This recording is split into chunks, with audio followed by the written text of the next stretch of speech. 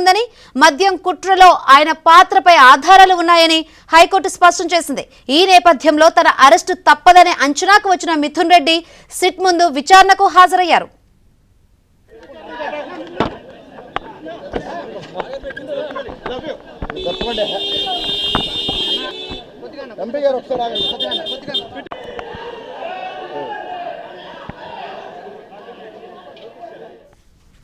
SIT కార్యాలయంలోకి వెళ్లే ముందు తనపై ప్రభుత్వం కక్ష సాధింపు చర్యలకు దిగిందని మిథున్ రెడ్డి తెలిపారు. తమ కుటుంబాన్ని ప్రతిసారి కావాలని టార్గెట్ చేస్తున్నారని, ఈ కేసు నిలబడదని అన్నారు.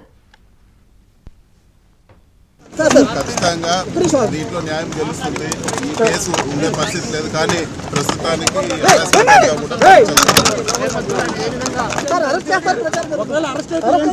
అరెస్ట్ అయితే ఏం చేసుకుంటాము, జరిగే జరుగుతుంది.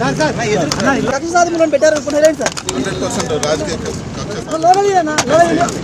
ఇది నిలబడే కేసు కాదు. ఇది వరకు తెలుగుదేశం రూలింగ్లో ఉన్నప్పుడు కూడా నేను జైలు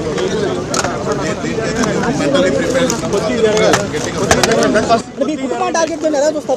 గతంలో ఏ విధంగా ధైర్యం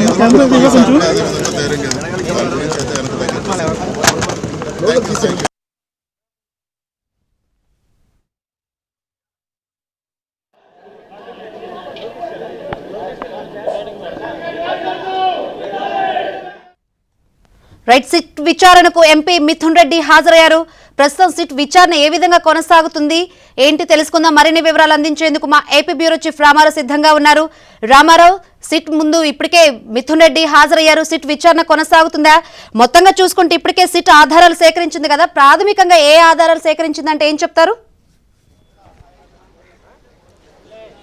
శంకరి, సిట్ కార్యాలయానికి కొద్దిసేపటి క్రితమే వైసీపీ ఎంపీ మిథున్ రెడ్డి హాజరయ్యారు. మనం ప్రస్తుతం సిట్ కార్యాలయం వద్దనే ఉన్నాము. సిట్ కార్యాలయంలో ఆయన విచారణకు హాజరయ్యారు. ముందు విజయవాడ సిట్ చీఫ్గా ఉన్న విజయవాడ సిపి రాజశేఖర్ బాబుతో పాటు సిట్కు సంబంధించిన కొన్ని బృందాలు ఆయన్ని విచారించాల్సి ఉంది.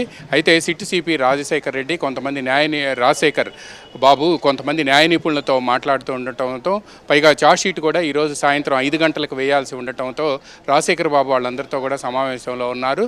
మిగతా సిట్లో ఉన్న మిగతా అధికారులంతా కూడా ఆయనతో మాట్లాడుతున్నారు. మిథున్ రెడ్డి ఇప్పుడే కొద్దిసేపటి క్రితమే లోపలికి వెళ్ళారు. ఆయనతో పాటు తిరుపతి ఎంపీ గురుమూర్తితో పాటు విజయవాడకు సంబంధించిన ఈస్ట్ నియోజకవర్గం incharge Devineni Avinash, party general secretary Appireddy, అదేవిధంగా తలశీల రఘురాం వీళ్ళందరూ కూడా లోపలికి వెళ్ళినప్పటికీ కొద్దిసేపు ఉండి ఆయన లోపలికి పంపించిన తర్వాత బయటకు వచ్చారు. అయితే ఈ నేపథ్యంలోనే ముఖ్యంగా 3 ప్రధానమైన అంశాలపై కూడా ఆయన ప్రశ్నించాలి అని చెప్పి కూడా సిట్ భావిస్తుంది.